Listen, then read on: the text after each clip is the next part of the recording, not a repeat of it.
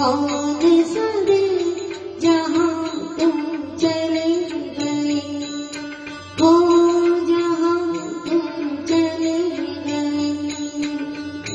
चिट्ठी न कोई संदेश, जाने हो कौन सदे जहाँ तुम चले गए,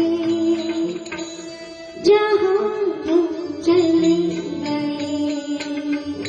चिट्ठी न कोई संदेश, जाने हो कौन सदेश जहाँ तुम चले गए हो, जहाँ तुम चले गए हो, जहाँ तुम चले गए हो, जहाँ तुम चले गए।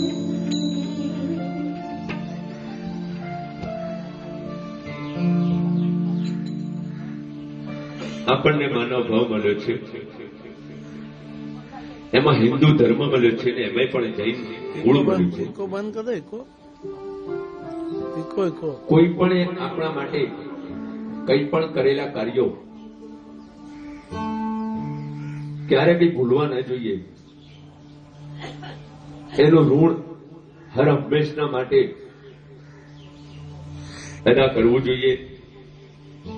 જેમ અમીબેન હોસ્પિટલમાં હતા અને રાજેશભાઈ અને એમના દીકરાએ એમનું ઋણ અદા કરીને જે સતત સેવા કરી, કહેવાય છે કે મા બાપ આપણને જે જન્મ આપ્યો છે 9 માસ પેટમાં રાખીને, 9 માસ ગર્ભમાં રાખીને જે વેદના સહીને આપણને જન્મ આપ્યો છે, તો આપણી પણ કંઈક ફરજ બનતી હોય છે.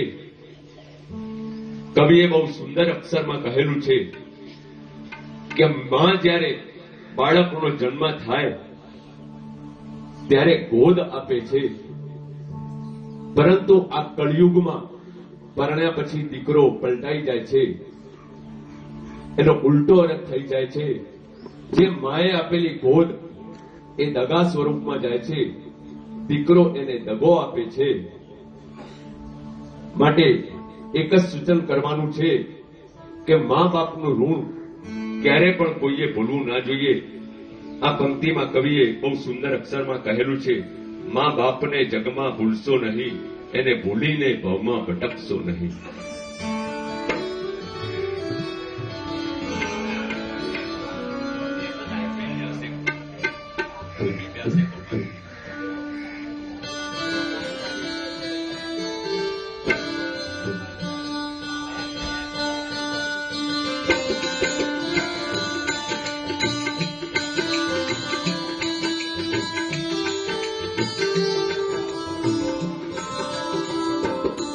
माँ बाप ने जगी माँ भूले सो नहीं, एने ढूंढी ने भई माँ भटक सो नहीं.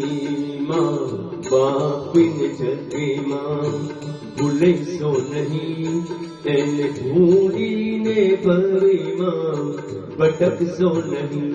एना रूएनो मदीनो चुक सो नहीं, એને કોઈ પણ મૂલે મુલવશો નહીં. એના ઋણીનો બદલો ચૂકશો નહીં, એને કોઈ પણ મૂલે મુલવશો નહીં. માં બાપને જગમાં ભૂલેશો નહીં, એને ભૂલીને ભવેમાં ભટકશો નહીં.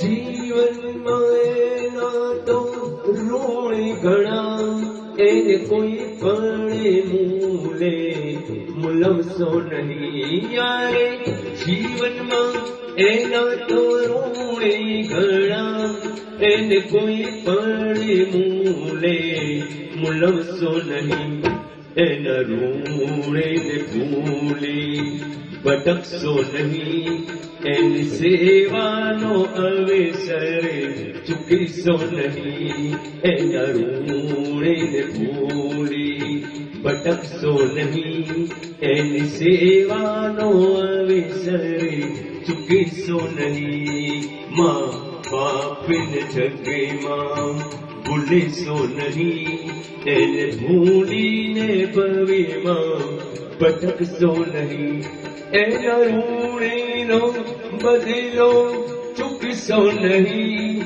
એને કોઈ પણ મૂલે મૂલવશો નહીં એના ઋણીનો બદલો ચૂકશો નહીં એને કોઈ પણ મૂલે મૂલવશો નહીં માં બાપને જગમાં ભૂલીશો નહીં એને ભૂલીને ભવેમાં ભટકશો નહીં માં બાપને જગમાં ભૂલીશો નહીં એને ભૂલીને ભવેમાં ભટકશો નહીં